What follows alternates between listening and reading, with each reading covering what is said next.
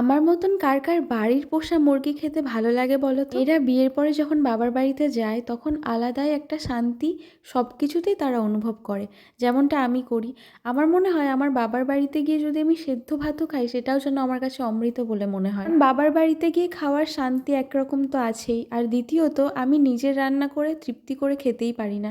তাই মনে হয় বাবার বাড়িতে যখনই যাই তখন মায়ের হাতের, কাকিদের হাতে, দিদানের হাতের সব কিছু রান্নাই যেন আমার কাছে একদম অমৃত বলে মনে হয়।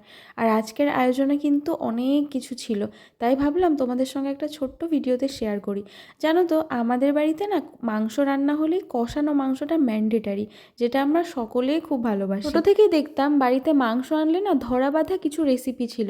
যেমন একটা ছিল গরম ভাতে পেঁয়াজ কাঁচা লঙ্কা দিয়ে ভাজা মুরগির মাংস, আর তারপরে ছিল কষানো মাংস। শেষে এমন হতো ঝোলে খাওয়ার মাংসই থাকতো না। এই যে ভেন্ডি ভাজাটা, এটা হচ্ছে আমার সবচেয়ে প্রিয় খাবার। আর তার সঙ্গে যদি একটু মুগের ডাল হয়ে যায় না, ব্যাপারটা জমেই যাবে। আর ওই যে পাশে কষা মাংসটা রয়েছে, আমার এই ভাজা খেতে খেতে মনে হচ্ছে কতক্ষণে আমি কষা মাংসটা খাবো। এদিকে মাছটা একটুখানি খেলাম, কারণ অনেকগুলো রান্না রয়েছে, আমি এত একবারে খেতে পারবো না। তাই ভাবলাম আগে তাড়াতাড়ি করে কষা মাংসটা দিয়ে ভাত খাই। জানো তো, এই মুরগিটা একটু শক্ত খেতে হলেও টেস্টটা কিন্তু প্রচণ্ড ভালো হয়। আর বিশেষ করে যদি স্কিনটা রেখে রান্না করা যায়।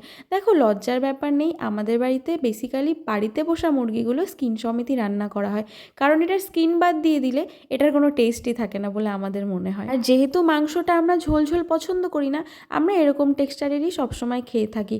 আর এটার টেস্ট কিন্তু অতুলনীয় হয়। এই ধরনের চিকেন রান্নাগুলো খুব একটা ভালো পারি না বলে বাড়িতে যখনই যাই আমি বলি বিশেষ করে উনানের রান্নাটা আমার প্রচণ্ড ভালো লাগে। সেই জন্যই আমার বোন কিন্তু আমাকে রান্নাটা করে খাইয়েছিল, আর সব শেষে ছিল এই গরম গরম নরম দেখে ল্যাংচা।